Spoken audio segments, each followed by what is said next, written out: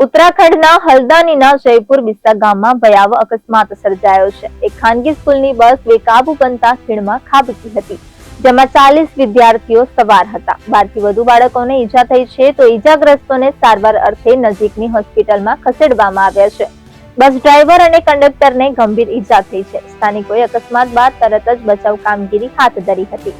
બસનો કાચ તોડી તમામ વિદ્યાર્થીઓને બહાર કાઢવામાં આવ્યા હતા, જેમાં 12 થી વધુ બાળકો ઘાયલ થયા હતા।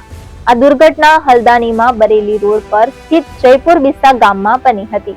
આ બસ રામપુર રોડથી બાળકોને શાળાએ લઈ જઈ રહી હતી। ત્યાં બે બસ 4 રસ્તા નજીક સાઈડ લઈ રહી હતી, તે દરમિયાન બસ રોડ પરથી ઉતરી જતા ખીણમાં ખાબકી હતી।